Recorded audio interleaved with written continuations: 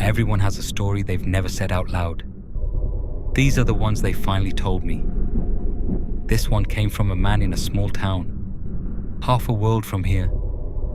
A scooter, an old stone arch, a friend he photographed one evening, and a question he's carried for 30 years and never once been able to answer. I was 17 the year I stopped trusting photographs. Not all of them, just the ones taken at dusk, the ones with a gate in the background. It took me a long time to be able to say that out loud, longer still to say the rest of it. That year, my friend and I shared a scooter between us. One scooter, 2 boys, and far more free time than 2 boys should ever be trusted with. We were meant to be in college. We were almost never in college. We'd sign the register if we were feeling careful, and then we were gone. Out onto the road, going nowhere in particular, all day, most days. Our whole world was about 11 kilometers of it, and we knew every pothole by heart. I could still draw that road for you from memory. The bend where the tar went soft in the summer heat. The shuttered petrol pump that never once sold a drop of petrol. And about halfway along, set back behind a low stone wall, a cemetery that nobody seemed to tend. A Christian one. Old. Older than the town, people said. A stone arch over the gate, and an iron gate beneath it that was always shut and never locked. We passed it twice a day, out in the morning, back in the evening, and I don't think we ever once looked at it properly. That was also the year I found my father's camera. An old film SLR, heavier than it looked, that had been sitting in a cupboard since before I could remember. I took it without quite asking. He never used it, and he never noticed.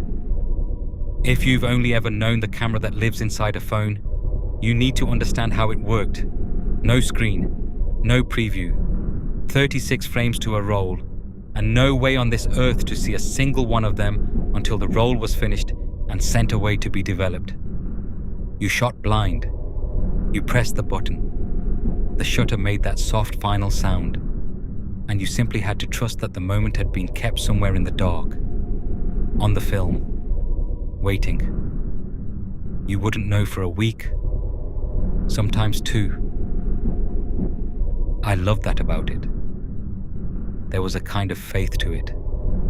You gave the moment to the camera, and the camera kept it, and it did not lie to you about what it had seen. A camera can't remember a thing wrong. It only records the light that reached it. Hold on to that.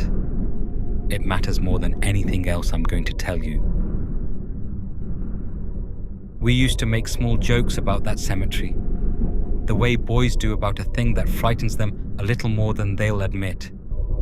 We'd hold our breath going past it and see who broke first. We never once went in. Not out of fear, we told ourselves. We just never had a reason to. And here is the strange thing about a place you see every single day. It stops being a place at all. It becomes furniture. The arch and the gate and the graves were as invisible to me as my own hands, precisely because I saw them so often. I could have told you they were there.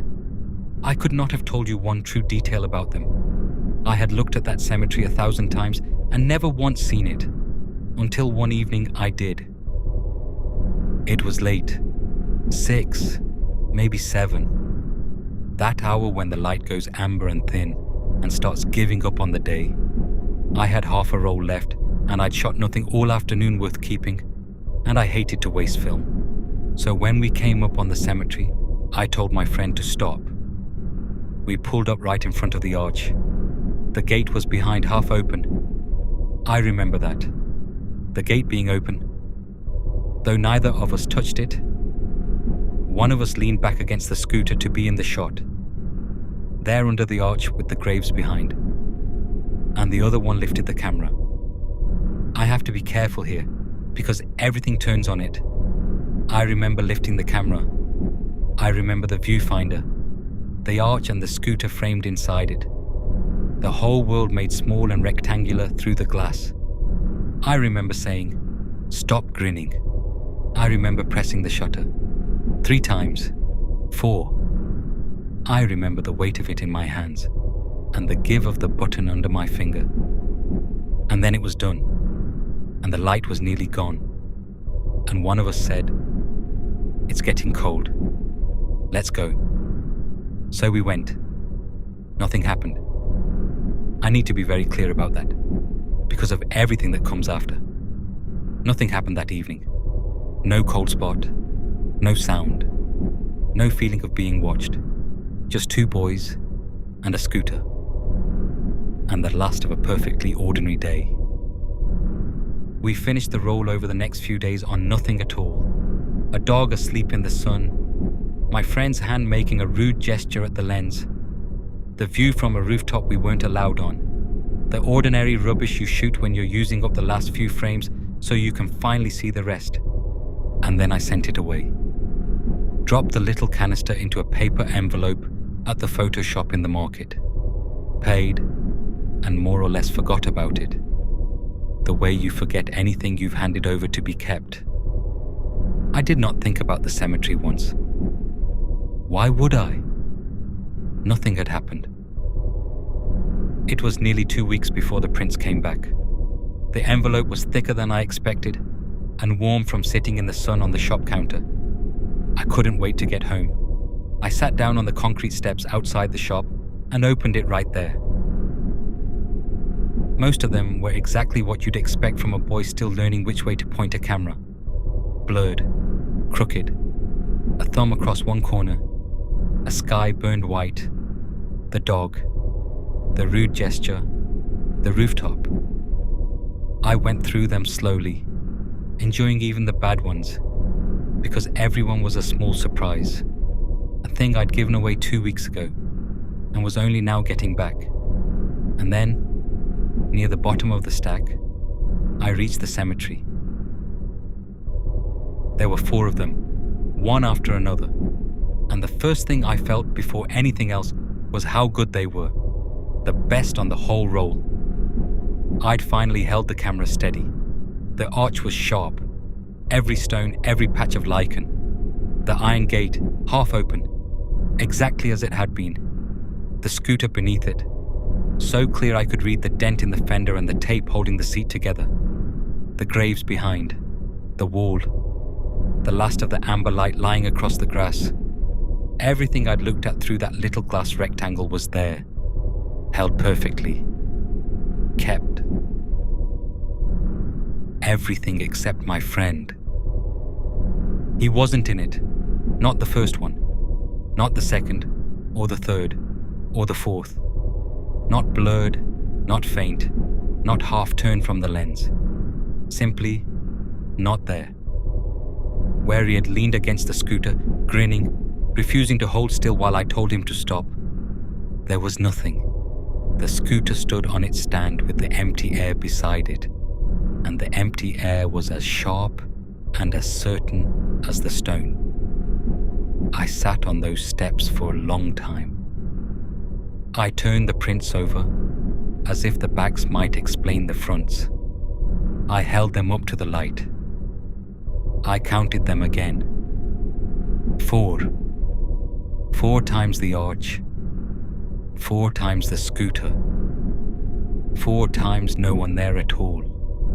I did what you would have done. I decided it was funny. A wonderful, spooky joke the world had played, and I could not wait to show him. I took the prints to him the next morning, ready to enjoy his face. "Look," I said, "you've gone and vanished. Some ghost you turned out to be." He didn't laugh. He held the 4 prints and looked at them for a long time, longer than a joke needs. And then he said the thing I've carried, quietly, for 30 years. He said, "That's not me who's missing, not frightened, just puzzled, the way you'd correct a small mistake." He said he'd been the one holding the camera that evening. He said I was the one who leaned against the scooter under the arch and told him to hurry up before the light went. And I told him he was wrong. I laughed at him at first. because I remembered it. The way you remember your own name, your own hands. I had held the camera. I could still feel it. He had posed. I had told him to stop grinning. How could I remember telling him to stop grinning if he was the one behind the lens? But he remembered telling me to stop grinning. We argued. Not cruelly. We'd been friends since we were small, but neither of us would move. He was certain. I was certain. Each of us completely, calmly, immovably certain of the exact opposite thing. And slowly, as we talked, we both went quiet, because we'd started to hear what we were actually saying. Each of us remembered watching the other one stand there. Each of us could describe it. Where the feet were, the angle of the lean against the scooter, the way the last light fell across her face. We could each of us picture the other one, perfectly, under that arch in the dusk. And the photograph, the one thing there that could not remember anything wrong, showed no one standing there at all.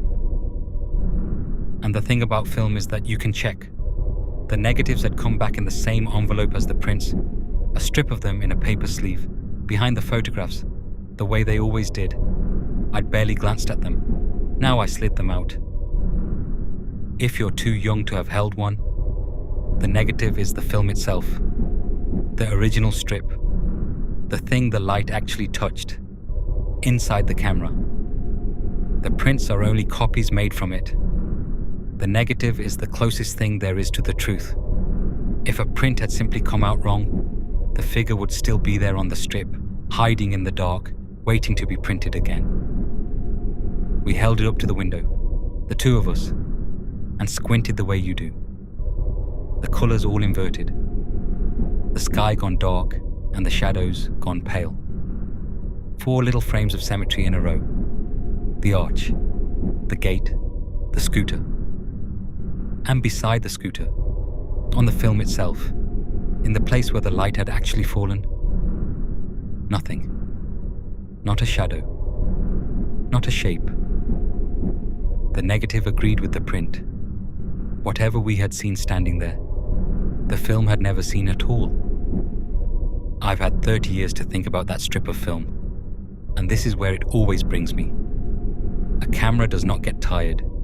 It doesn't misremember or soften a thing over time, or quietly fill a gap with what it expects to see, which is the one thing the human mind does, all day, every day, without ever being asked. The camera only records the light that reached it, and the light that reached it, 4 times over, on the print and the negative both, said the space beside the scooter was empty, which means one of us was telling the truth about holding the camera. It has to. One of us really did stand behind the lens that evening, and the other one spent that dusk looking straight at someone leaning against our scooter, watching them closely enough to describe them 30 years later, telling them to stop grinning. Someone the film would not keep. We have never worked out which of us it was. I don't think we ever can. Because to know which of us held the camera, one of us would have to admit that the person he watched under that arch, the friend he has known his whole life, was never there at all. We are old men now, he and I. 30 years gone. The road is cracked and overgrown. The tea stall is closed, and the boys we were have gone with it. But every few years it comes up between us, the way an old ache comes up when the weather turns, and it always ends the same way. He says quietly, "I shot you." And I say, just as quietly, "I shot you." And then one of us changes the subject, and we let it go. The way you let go of a thing you've held so long it's worn smooth in your hands. For most of my life, I told myself the simple version, that the cemetery somehow had reached out and taken my friend out of the picture. It's a frightening thought, but it's a clean one. It lets you keep your friend. it just makes the world a little haunted. I don't believe that anymore. I've turned it over too many times, and the clean version doesn't hold, because nothing was subtracted from those 4 frames. Look at them. Everything is there. The arch, the gate, the scooter, every stone and every blade of grass, all present, all kept. Nothing was taken out. Which leaves the other version, the one I've made my peace with. The way you make peace with a thing you can't put down. I don't think anything was taken out of those photographs. I think something was already standing there. I think it leaned against our scooter that evening, in the last of the light under the arch. And it stood so close, and wore its ordinariness so well, that 2 boys looked directly at it and saw a friend. Saw him so completely that each of us has spent 30 years insisting the other one was there. And the only thing in that whole town honest enough to disagree, the one witness that couldn't be fooled, because it couldn't imagine, couldn't expect, couldn't fill the empty air with a familiar face, was the film. An arch, a gate, a scooter, and beside it, a patch of empty air where, to this day, one of us swears the other one stood, and where the film, which has never in 30 years told me a single thing that wasn't true, insists that no one did.